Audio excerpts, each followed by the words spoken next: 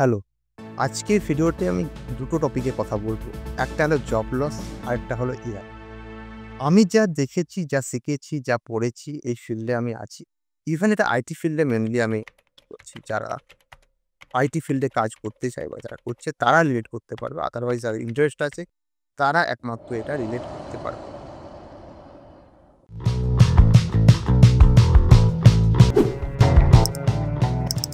So number 1 job loss. Job loss যে TCS sack করছে। 12,000 বলেছে, সেটাকে আবার নাকি 30,000 পর্যন্ত স্যাক করছে এমপ্লয়িদের।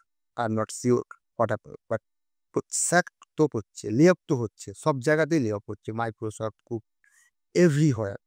ইন্ডিয়ান আইটি মার্কেটে ইমপ্যাক্টটা বেশি পড়ছে। তার কারণটা হলো ইন্ডিয়ান আইটি মার্কেটটা পুরোপুরি service based. Product base IT market ইন্ডিয়াতে ছিল। প্রোডাক্ট আর সার্ভিস বেস বলতে গেলে সাপোজ এনি অফ দ্য টুল, যেমন অ্যাডোবি বা মাইক্রোসফটের যে কোনো প্রোডাক্ট বা এনিথিং। এছাড়াও অনেক প্রোডাক্ট আছে যেগুলো বিভিন্ন অর্গানাইজেশনকে সেল করা হয়। তো এই প্রোডাক্ট ইন্ডিয়ান আইটি মার্কেটে কোনো কোম্পানি খুব একটা নেই।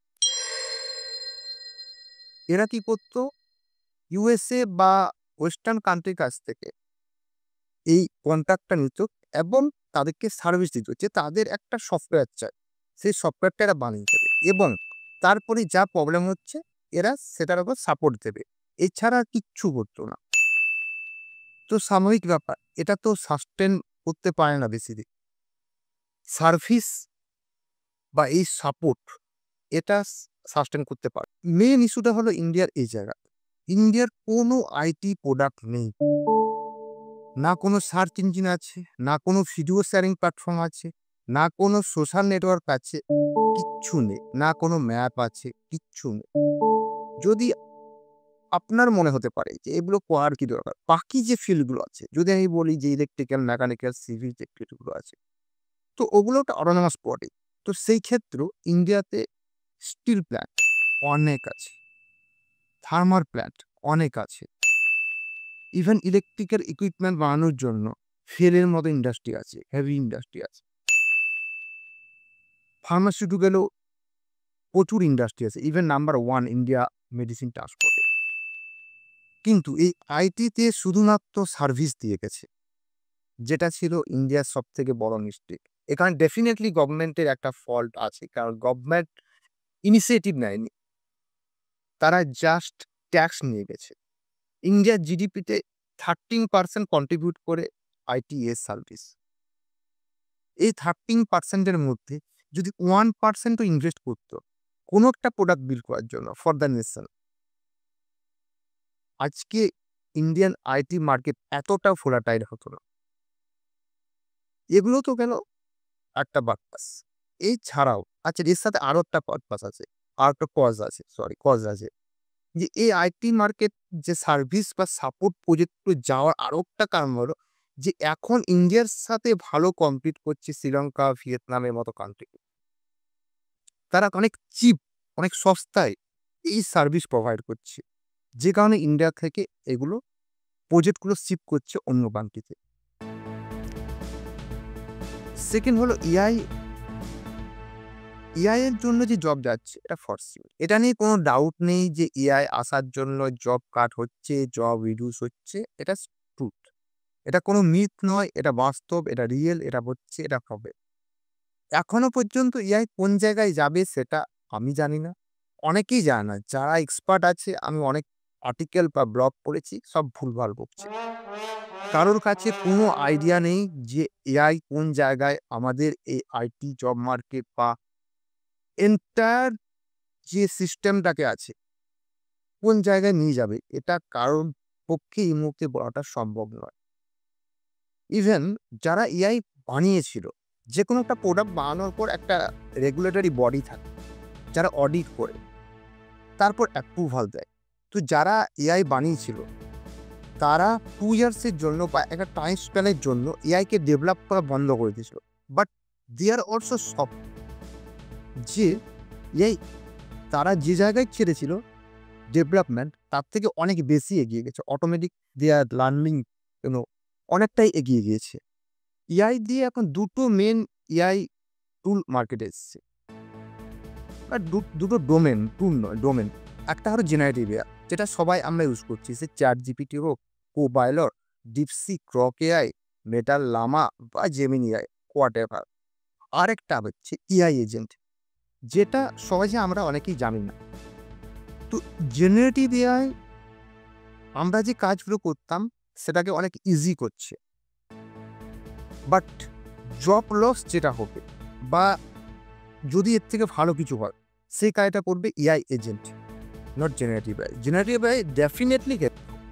ফর এক্সাম্পল, আমি দুটো এক্সাম্পল দিয়ে বলছি। একটা আইটি ফিল্ডে আগে যখন আমরা প্রোগ্রাম করতাম, প্রোগ্রামিং করার সময় প্রচুর এরর আসতো, খুব ডিফিকাল্ট ছিল। গুগলে সার্চ করো, এখানে ওখানে, কিছুই লাভ দিত না। আলটিমেটলি প্রচুর মেহনত করতে হতো এবং খুঁজে বার করতে হতো। আজকে সেটা একটা প্রম্পটে জেনারেটিভ এআই আপনাকে কন্টেন্ট দিয়ে দিচ্ছে। আপনি ইউটিউব ভিডিও বলুন, anything. Generative AI good for the content making, and again repeating, good for the content making, any of the content. Medical সায়েন্সের হতে পারে, জিওগ্রাফি হতে পারে, হিস্ট্রি হতে পারে, বায়োলজি হতে পারে, এনিথিং। তো আরেকটা ফিল্ড হলো এআই এজেন্ট। এআই এজেন্ট কি করছে? সাপোজ একটা কোনো পেপার, ম্যাথমেটিক্সের পেপার বা ফিজিক্সের পেপার বা প্রজেক্ট আপনারা করছেন। তো একটা পোর্শন আপনার রেসপন্সিবিলিটি আছে, আপনি ডেভেলপ করবেন। আর একটা পোর্শন অন্য কারো দায়িত্ব আছে, ও ওটা ডেভেলপ করবে। তো এটা কলিগ বলা হয়, টুগেদার। তো এআই এজেন্ট এই আপনার কলিগকে রিপ্লেস করবে। ও আপনার কোডটা ওই এডিটরে লিখে দেবে। যেমন আপনি একটা আর্টিকেল লিখতে চাইছেন, সেটা জেনারেটিভ এআই লিখে দিল, আপনি তাই কপি করে পেস্ট করবে, মডিফাই করবে। এআই এজেন্ট আপনার এডিটরে লিখে দেবে background colour, foreground colour, whatever you want to do, AI agent can do. In software development কোনো একটা বাগ এসছে, একটা প্রজেক্টের মধ্যে 100টা ফাইল থাকে, থাউজেন্ড লাখস অফ কোড থাকে। তো আপনি জাস্ট সিঙ্গেল প্রম্পটে 5টা ফাইলকে বা 50টা ফাইলকে চেঞ্জ করে দেবে এজেন্ট।